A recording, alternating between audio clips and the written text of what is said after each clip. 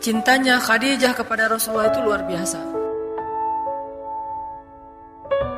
Sehingga Khadijah mau berkorban untuk mendukung dakwah Nabi dari seorang perempuan yang memiliki harta miliaran sampai jatuh miskin.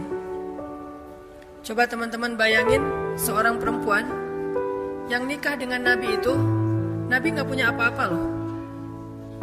Nabi anak yatim yang dirawat atau dipelihara oleh pamannya yang miskin. Lalu ketika Nabi punya sedikit modal, maka kemudian Khadijah melamar Nabi. Walaupun secara resminya Nabi yang melamar Khadijah, tapi kalau dilihat prakteknya Khadijah duluan yang melamar Nabi. Artinya yang kaya dalam status mereka berdua itu adalah Khadijah. Lalu hiduplah Nabi bersama Khadijah kurang lebih 15 tahun dalam kenikmatan, dalam keberlimpahan, sampai kemudian tiba-tiba Nabi dapat wahyu.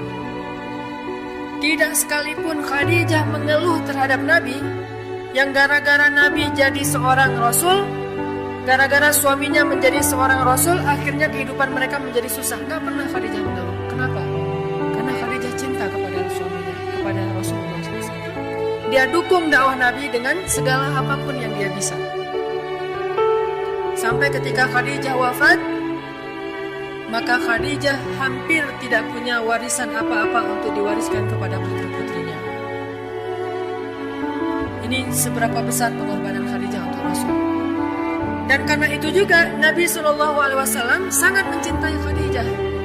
Dan tidak pernah ada seorang perempuan pun yang bisa menggantikan posisi Khadijah di hati Rasulullah SAW.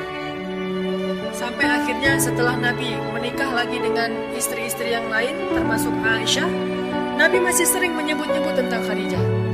Jadi kalau bahasa kita sebetulnya Nabi itu gak bisa move on dari Khadijah. Gak bisa. Kenapa gak bisa move on dari Khadijah? Karena dari Khadijah lah Rasulullah melihat cinta sejati.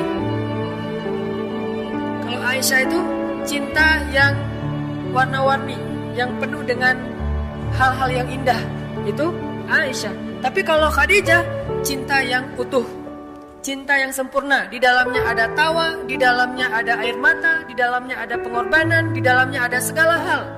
Khadijah. Sehingga walaupun sudah menikah dengan Aisyah yang sangat-sangat cantik, bidadari, Rasulullah masih nyebut-nyebut tentang Khadijah.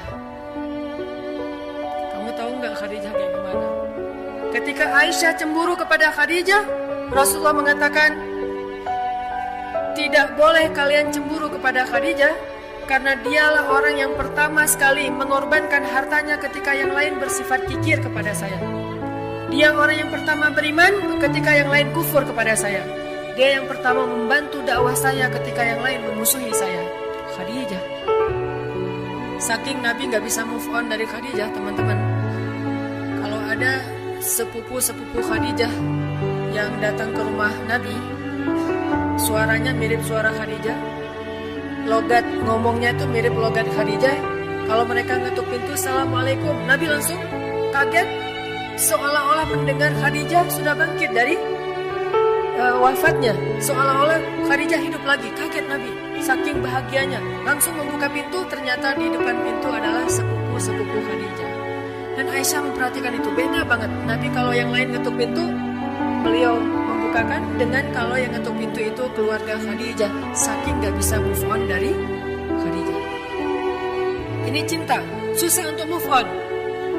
Kalau seseorang mencintai Allah seperti ini, apalagi kalau bisa lebih dari ini, insya Allah dia tidak akan bisa move on dari Allah. Ada apa-apa dia akan bilang Allah, Allah, Allah. Ada masalah, iya karena abudu wa iya karena nasta'in. La haula wa la quwata illa billah, hasbiyallahu wa ni'mal wakil. Apalagi kalimat-kalimat Allah terus, karena dia tidak bisa move on dari Allah Subhanahu wa taala. Dan dia tidak mau melupakan Allah sebagaimana Nabi tidak mau melupakan Khadijah. Kenapa? Cinta.